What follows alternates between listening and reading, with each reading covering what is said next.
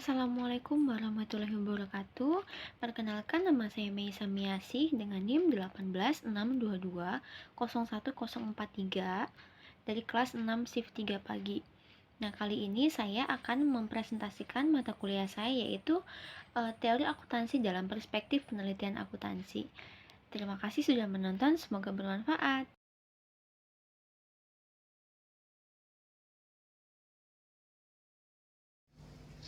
Nah, kembali lagi bersama saya, Meisa Miasih, dalam mata kuliah saya yaitu teori akuntansi dalam perspektif penelitian akuntansi. Nah, di sini saya akan membahas tiga bahasan pokok saya. Yang pertama yaitu ada stewardship theory, yang kedua ada positive accounting theory, dan yang ketiga atau yang terakhir ada legitimasi teori. Nah, yang pertama saya akan membahas tentang stewardship theory. Teori stewardship itu apa sih, Kak? Nah, teori stewardship itu diperkenalkan sebagai teori yang berdasarkan tingkah laku dan premis. Teori stewardship adalah teori yang menggambarkan situasi di mana para manajer tidaklah termotivasi oleh tujuan-tujuan individu, tetapi lebih ditunjukkan pada sasaran hasil utama mereka untuk kepentingan organisasi. Jadi, pada dasarnya manajemen juga ingin melakukan pekerjaan dengan baik untuk menjadi pengelola yang baik dari aset yang dimiliki oleh perusahaan tersebut. Nah, teori stewardship mempunyai akar psikologi dan sosiologi yang didesain untuk menjelaskan situasi di mana manajer sebagai steward dan bertindak sesuai kepentingan pemilik. Nah, dalam teori stewardship, manajer berperilaku sesuai kepentingan bersama. Ketika kepentingan steward dan pemilik tidak sama, steward akan berusaha bekerja sama daripada menentangnya, karena steward merasa kepentingan bersama dan perilaku sesuai dengan perilaku pemilik merupakan pertimbangan yang rasional, karena steward lebih memiliki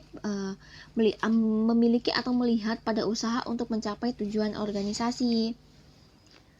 Nah, lalu stewardship ini menyatakan bahwa tidak ada hubungannya permasalahan umum yang terjadi dengan motivasi manajemen. Nah, mengingat tidak ada permasalahan motivasi internal di kalangan eksekutif, nah pertanyaannya tentang seberapa jauh sih eksekutif dapat mencapai kinerja perusahaan yang baik yang mereka cita-citakan. Nah, dengan demikian, teori stewardship ini terjadi karena terdapat perbedaan kinerja yang timbul dari situasi atau struktural di mana manajemen eksekutif mempermudah tindakannya yang efektif.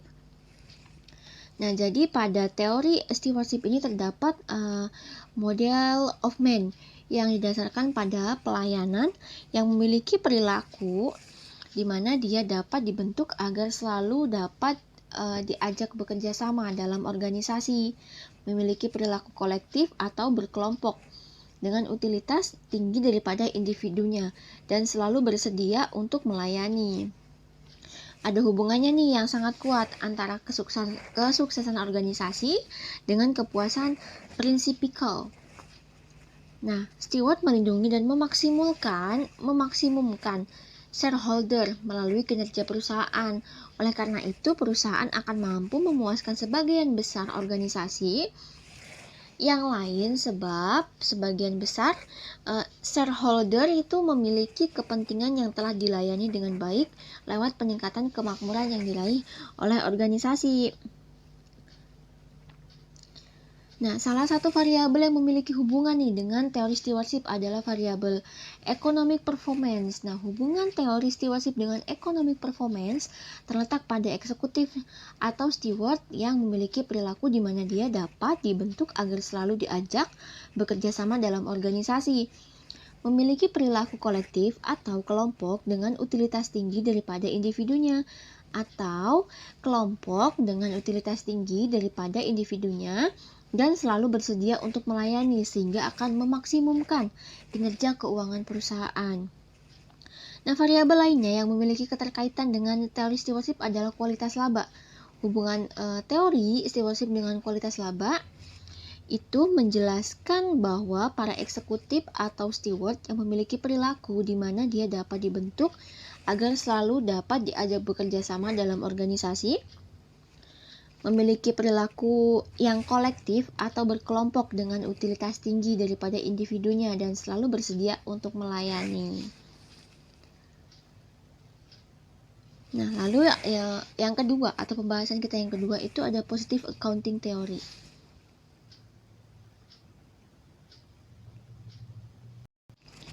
Nah, apa sih Kak itu positive accounting theory? Nah, pada riset akuntansi positif pertama kali dilakukan oleh William H. Beaver dengan terbitnya artikel yang berjudul The Information Content of Annual Earning Announcement. Nah, selanjutnya teori akuntansi positif diakui kemunculannya ketika Watts and Zimmerman mempublikasikan artikel yang berjudul Towards Positive Theory of the Determination of Accounting Standard pada tahun 1978.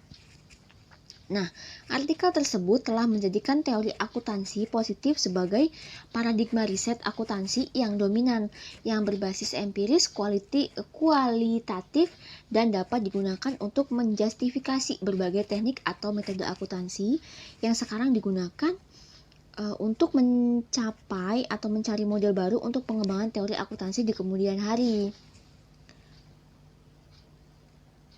Nah, perkembangan teori akuntansi positif ini muncul akibat ketidakpuasan terhadap teori akuntansi normatif nih. Nah, terdapat 3 alasan mendasar. Yang paling kuat atas terjadinya pergeseran teori akuntansi pendekatan normatif ke teori akuntansi yang positif, yaitu yang pertama, teori akuntansi normatif itu yang selalu fokus terhadap kepentingan investor secara individu daripada kemakmuran masyarakat yang lebih luas. Jadi bukan egois ya, jadi dia tuh termasuk lebih mementingkan investornya atau penanam modalnya daripada kemakmuran masyarakat yang lebih luas. Nah, yang kedua ada teori akuntansi normatif, dirasa tidak mampu menguji teori secara empiris karena didasari pada asumsi atau premis yang keliru sehingga tidak bisa diuji kebenarannya secara empiris. Nah, lalu yang ketiga ada teori akuntansi normatif sangat memungkinkan terjadinya pengalokasian sumber daya ekonomi secara maksimal di pasar modal. Nah, penentuan kebijakan akuntansi dan praktik yang tepat merupakan hal yang penting bagi perusahaan dalam penyusunan laporan keuangan.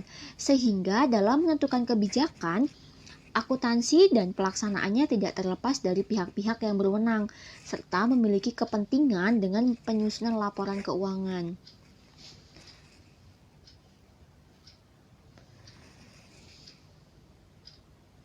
Nah, Watts and Zimmerman mengidentifikasi terdapat 3 hipotesis nih yang sering digunakan dalam teori akuntansi positif yang dapat mempengaruhi tindakan manajer dalam proses pengambilan keputusan. Yang pertama itu ada hipotesis rencana bonus atau bonus plan hypothesis. Nah, manajer perusahaan dengan bonus tertentu cenderung lebih menyukai metode yang meningkatkan laba periode tahun berjalan. Pilihan tersebut diharapkan dapat meningkatkan nilai sekarang bonus yang akan diterima seandainya komite kompensasi dari Dewan Direktur tidak menyesuaikan dengan metode yang dipilih. Nah, lalu yang kedua, ada hipotesis hutang atau ekuitas, yaitu debt equity hypothesis. Makin tinggi rasio hutang atau ekuitas perusahaan, makin besar kemungkinan manajer untuk memilih metode akuntansi yang dapat menaikkan laba. Makin tinggi rasio hutang atau ekuitas, makin dekat perusahaan dengan batas perjanjian atau peraturan kredit. Nah, makin tinggi batasan kredit dan pengeluaran biaya, manajer akan memiliki metode akuntansi yang dapat menaikkan laba, sehingga dapat mengendurkan batasan kredit dan mengurangi biaya kesalahan teknis. Nah, yang ketiga itu ada hipotesis biaya politik atau political cost hypothesis. Nah, perusahaan cenderung menggunakan metode akuntansi yang dapat mengurangi laba periodik dibandingkan perusahaan kecil. Nah, sangat mahalnya nilai informasi bagi individu untuk menentukan apakah laba akuntansi betul-betul menunjukkan monopoli laba. Di samping itu sangatlah mahal bagi individu untuk menentukan apakah laba. Nah, jadi menurut Watts and Zimmerman tahun 1986, teori akuntansi positif telah memberikan sumbangan yang berarti bagi pengembangan akuntansi, yakni yang pertama, menghasilkan pola sistematik Yang kedua, memberikan kerangka yang jelas dalam pilihan akuntansi. Yang ketiga, menunjukkan peran utama contracting cost dalam teori akuntansi. Yang keempat, menjelaskan mengapa akuntansi digunakan dalam memberikan kerangka dalam memprediksi pilihan akuntansi. Mendorong riset yang relevan dengan akuntansi dan menekankan pada prediksi serta penjelasan terhadap fenomena. Salah satu variabel yang memiliki hubungan dengan positive accounting theory adalah variabel economic performance. Nah, hubungan teori akuntansi positif dengan economic performance itu terletak pada kebijakan akuntansinya. Jadi para manajer akan berupaya untuk mencapai tujuan perusahaan, yaitu untuk mencari laba ya, akan mendapatkan kinerja yang maksimal dan baik. Nah, selain itu, teori akuntansi positif juga memiliki hubungan dengan variabel bisnis strategi, yaitu para eksekutif memiliki atau memilih kebijakan yang terdapat dalam 3 hipotesis. Akuntansi positif dengan pemilihan metode akuntansi yang tepat akan berdampak terhadap laba dan devisa atau defisit perusahaan. Ketika laba perusahaan meningkat, maka investor akan tertarik untuk berinvestasi sehingga harga saham semakin meningkat dan meningkatkan economic performance perusahaan itu sendiri. Jadi performa perusahaan itu sangat penting di kalangan investor karena untuk menaikkan harga saham ataupun untuk menarik para investor agar mau berinvestasi di perusahaan kita. Jadi sangat baik bagi perusahaan untuk selalu menjaga kestabilan economic performance agar semuanya tetap stabil dan tidak mengalami kebangkrutan. Nah, lalu yang ketiga, saya akan membahas tentang legitimasi teori. Nah, teori legitimasi merupakan perspektif teori yang berada dalam kerangka teori ekonomi politik. Nah, itu menurut Gray, Cauchy, dan Livers tahun 1995. Legitimasi itu merupakan akar dari kesesuaian antara organisasi dengan lingkungan budayanya. Nah, legitimasi itu juga merupakan sistem pengelolaan perusahaan yang berorientasi pada keberpihakan terhadap masyarakat atau sosialitas. Nah, legitimasi itu dapat dianggap sebagai upaya suatu entitas untuk meyakinkan berbagai pihak bahwa tindakan yang telah dilakukan merupakan tindakan yang dibutuhkan. Nah, legitimasi itu diberikan oleh berbagai pihak di luar perusahaan. Namun, legitimasi mungkin saja dapat dikendalikan oleh perusahaan itu sendiri.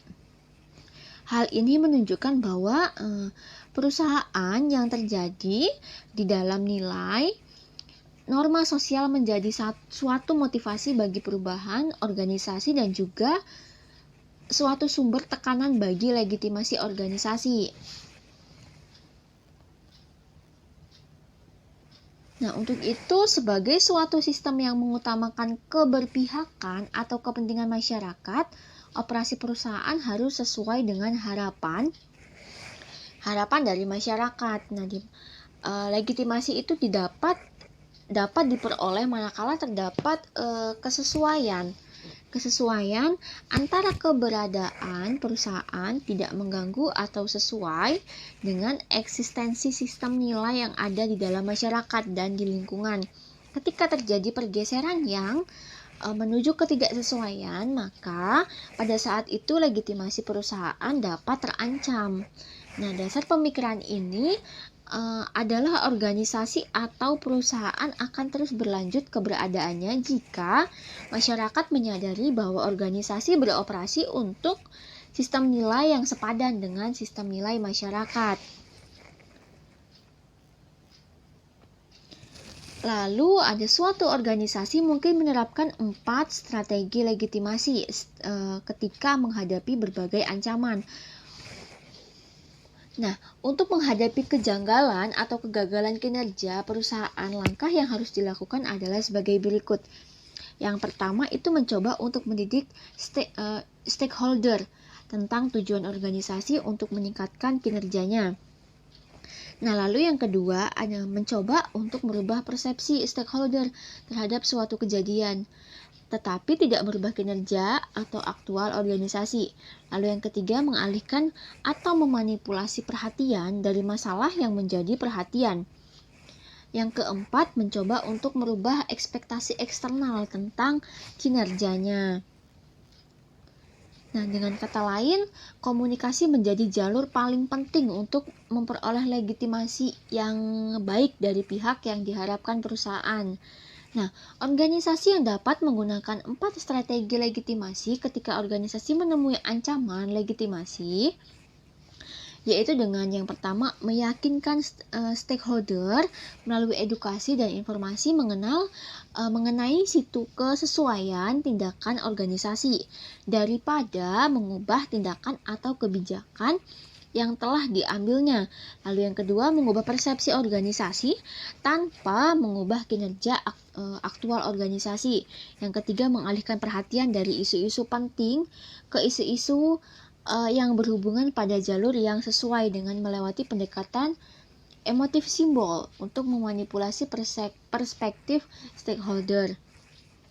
Nah, yang keempat itu mengubah ekspektasi eksternal tentang kinerja organisasi. Nah, keempat, strategi tersebut dapat dilakukan dengan cara mengungkapkan informasi perusahaan kepada publik seperti pengungkapan dalam annual report, teori legitimasi dalam bentuk umum memberikan pandangan penting terhadap praktik atau praktek pengungkapan sosial perusahaan.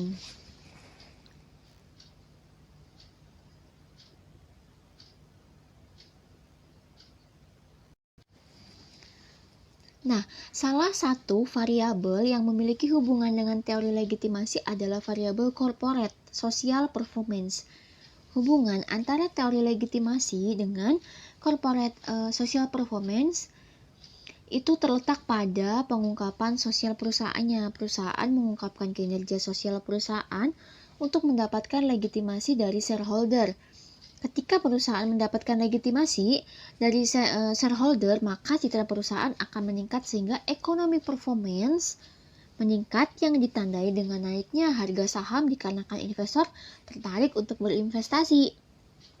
Nah, selain itu teori legitimasi juga berhubungan dengan variabel competitive advantage, keunggulan bersaing. Nah, itu terletak pada perusahaan yang mengungkapkan keunggulan yang dimilikinya, maka perusahaan akan mendapatkan legitimasi dari shareholder yang akan meningkatkan citra perusahaan. Ketika kepercayaan shareholder akan keunggulan yang dimiliki, maka investor akan tertarik untuk berinvestasi. Ketika banyak investor yang ingin berinvestasi, maka harga saham akan. Nah, untuk perbedaan dari 3 teori yang sudah saya sampaikan tadi, nah yang pertama itu kalau stewardship teori itu dia lebih berdasarkan tingkah laku dan premis. Jadi teori ini menggambarkan situasi di mana para manajer tidaklah termotivasi oleh tujuan-tujuan tertentu nih. Jadi dia lebih fokus pada tujuan pertama perusahaan, yaitu untuk mencapai laba. Jadi dia berusaha mengolah dengan baik aset-aset yang dimiliki oleh perusahaan. Nah, sementara accounting positif teori yaitu dia lebih berusaha untuk menjelaskan atau memprediksi fenomena nyata dan mengujinya secara empiris. Jadi bukan hanya sekadar teori. Positive accounting teori ini menjadikan paradigma riset akuntansi yang dominan yang berbasis empiris kualitatif dan dapat digunakan untuk menjustifikasi berbagai teknik atau metode akuntansi yang sekarang digunakan atau mencari tahu model baru untuk pengembangan teori akuntansi di kemudian hari. Nah, lalu yang ketiga, legitimasi itu lebih pada perspektif teori yang berada dalam kerangka teori ekonomi politik lebih tepatnya. Nah, legitimasi itu merupakan sistem pengelolaan perusahaan yang berorientasi pada keberpihakan terhadap masyarakat. Jadi dia lebih mementingkan kepentingan masyarakat. Jadi legitimasi itu diberikan oleh berbagai pihak-pihak di luar perusahaan Namun legitimasi mungkin saja dapat dikendalikan oleh perusahaan itu sendiri. Nah, jadi legitimasi itu merupakan pengelolaan perusahaan yang berorientasi kepada keberpihakan terhadap masyarakat, pemerintah, individu, dan kelompok masyarakat.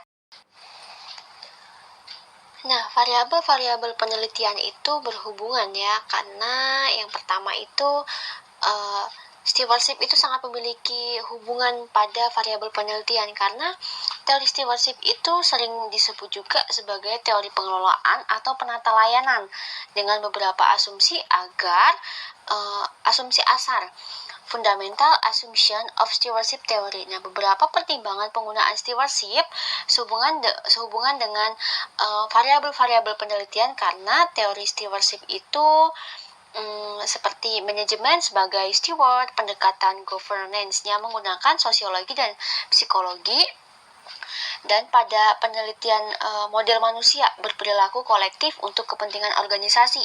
Lalu ada juga motivasi para manusia atau pimpinan sejalan dengan tujuan prinsipikal. Nah, kepentingan manajer juga prinsipikal adalah konvergensi, struktur berupa fasilitas dan pemberdayaan, atau sikap pemilik mempertimbangkan resiko seperti itu. Jadi implikasi teori stewardship itu terhadap suatu penelitian atau variabel penelitian itu dapat menjelaskan eksistensi suatu variabel yang ingin diteliti sebagai bukti yang dapat dipercaya untuk bertindak sesuai dengan kepentingan yang akan diteliti. Nah, seperti itu.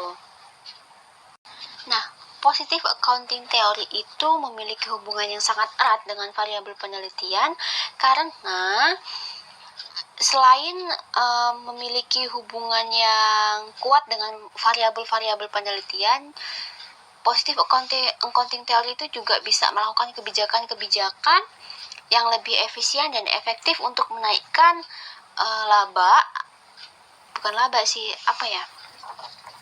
ketentuan-ketentuan pada perusahaan seperti itu. Jadi biasanya positive accounting theory itu bisa menjelaskan dan memprediksi fenomena nyata dan teruji gitu loh. Jadi tidak perlu dilakukan lagi. Nah, serta teori-teori akuntansi seperti positive accounting theory itu juga dia penentuan kebijakan akuntansi dan praktik itu sangat penting ya. Jadi dia tidak mengesampingkan kepentingan perusahaan dan masyarakat luas. Seperti itu.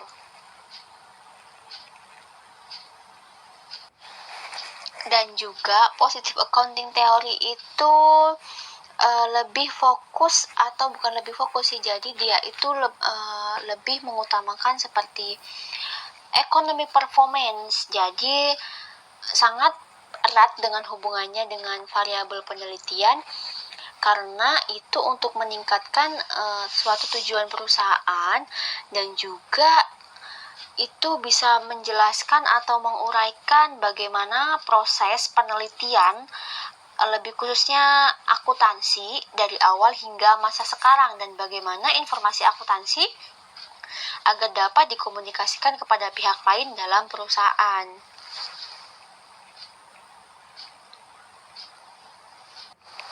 Nah, sedangkan legitimasi teori itu dia memiliki hubungan dengan variabel penelitian akuntansi itu karena dia lebih merupakan akar dari kesesuaian antara organisasi dengan lingkungan budayanya, serta menjadi kerangka teori dalam ekonomi politik, terutama pada ekonomi akuntansi ya. Jadi di mana itu dia mengutamakan sistem pengelolaan perusahaan yang berorientasi pada keberpihakan terhadap masyarakat atau sosial. Nah, dasar pemikiran teori ini adalah organisasi atau perusahaan akan terus berlanjut keberadaannya jika masyarakat menyadari bahwa organisasi beroperasi untuk sistem nilai. Nah, jadi dalam legitimasi teori itu dia bisa menunjukkan tanggung jawab, terus bisa melakukan pengambilan keputusan, serta bisa diterima masyarakat dan lebih memiliki rencana atau bisnis plan atau bisnis etik integrity itu lebih yang lebih tersusun lah, sehingga menjaga image dan strategi perusahaan seperti itu. Nah, saya rasa cukup sampai di sini presentasi saya. Mohon maaf apabila masih banyak kekurangan. Kritik dan saran Anda sangat membantu untuk kemajuan saya. Terima kasih sudah menonton video saya. Semoga bermanfaat. Saya akhiri. Wassalamualaikum warahmatullahi wabarakatuh.